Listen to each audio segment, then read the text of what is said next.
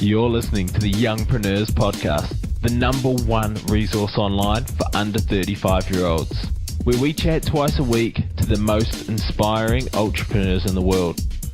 We have it all. If you're looking for inspiration, guidance, or actionable tips to help you transition from that job into a business, or if you're ready to take that business to a whole new level, then this is the place to be.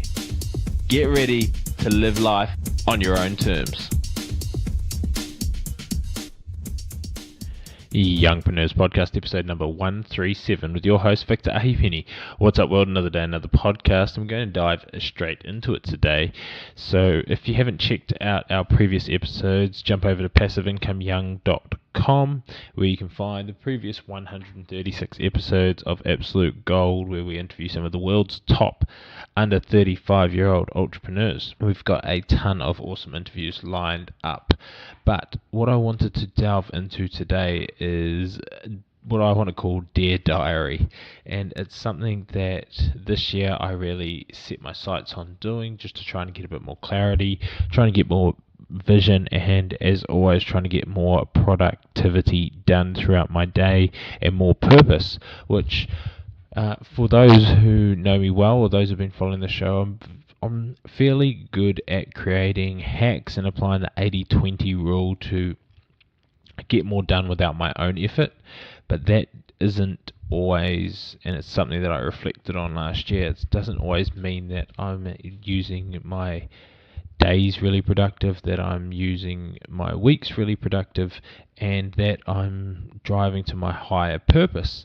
And I'm not talking about religion and the higher purpose, I'm talking about getting the most that I can possibly get out. So it doesn't necessarily mean it has to be business, hustle. Everyone's got their own thoughts on that, but what it does mean is that, am I applying vision towards my health? Am I applying it towards my business opportunities that I have? And there's a few of them, so those do take up my time. Am I putting my focus where it's best spent? Am I systemizing things as well as I can? Because I know in my head that there's a lot of things that I should be doing, but doesn't necessarily mean that I am doing them. So what I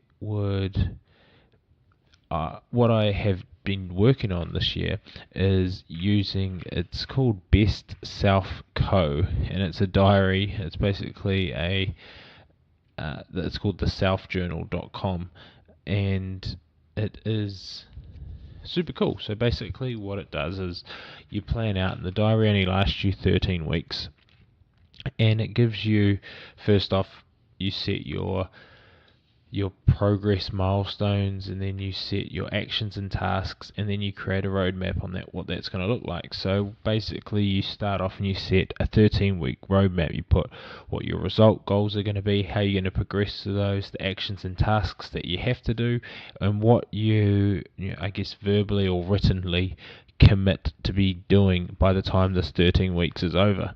And it's about what you're going to reward yourself with. So you can, and then you sign it at the end, so it gives you that authenticity for being able to get things done. But it also works on a few things, such as your daily planner. And with the daily planner and the weekly planner, you set what your goals are for the week, which obviously makes sense. But then with the daily planner, and this is where I've really had some good breakthroughs, is it breaks down your day from basically 6 a.m. till 9 p.m, and you can change those times around if you like, and you break down what you're doing hourly or half hourly, or and your aim is not to have any white space where your time isn't accounted for. And as we've talked about in previous episodes, time is super important. But what we want to look at is, with time being important, it doesn't mean that I have to be, as I said earlier, focusing on business all the time. It might be factoring in exercise, going for a walk, spending quality time with my partner or friends, or watching sport. But putting those things in so you are being meaningful towards what you're doing each day, and figuring out how what you're doing each day, tying it back into what your 13-week goals are. And so it's kept me a lot more accountable to a degree. And each morning and each evening you put what you are grateful for. So you look at your things that you're grateful for, you set your goals for the day, your targets for the day, and at the end of each day, before you put what you're grateful for, you put what wins you've had, but also what lessons you've learnt. And yeah, there's been a lot of lessons. So there's been days when I thought, wow, I achieved well and beyond what I thought was possible. So it kind of makes me reflect back on that rather than going, oh, that was a really big day, and then it makes me step it up potentially for the next day. And there's other times where I said, man, things have gone out of control today and so many things jumped in my way, but yeah, were the things I'm doing productive to my greater task? And so each week what you can do is look at how these different tasks and that you've set each day. So it might be, say you want to exercise 4 days a week, then what you can do is create an accountability thing for each week. So you can tick off each week what your did you achieve the exercising 4 days a week, and then each week you can reflect back and you can be not hard on yourself, but you can be reflective and say, I didn't, and this is why. And you try and be really authentic and true to yourself and say, okay, this is why I didn't achieve this and I need to up my game. And you basically rank that on a scale of 1 to 10. How happy were you with your week, and why weren't you, or why were you? So the message I want to really get across here is we'll often seek accountability partners, but we can often, if we're true to ourselves in these books, we can really keep accountable and true to ourselves.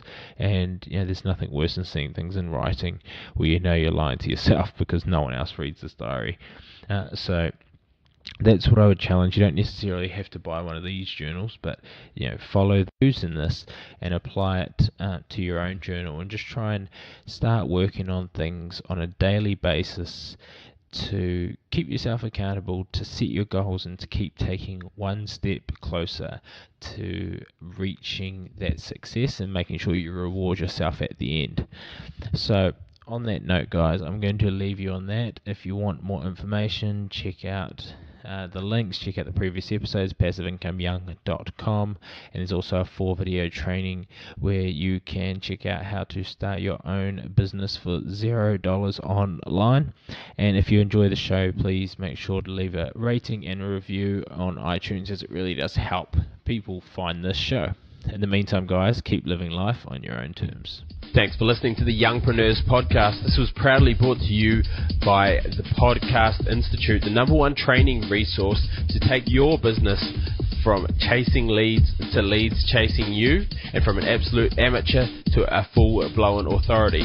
If you're looking to take your business to the next level, then a podcast is the obvious answer. You can get national and global exposure in a very fast time, and it's just exactly what I've done with this podcast. So if you want to find out more, get a checklist on how you can get started for under $60, and to find out more through a small training video that I've prepared for you all, then please check out passiveincomeyoung.com/podcast training.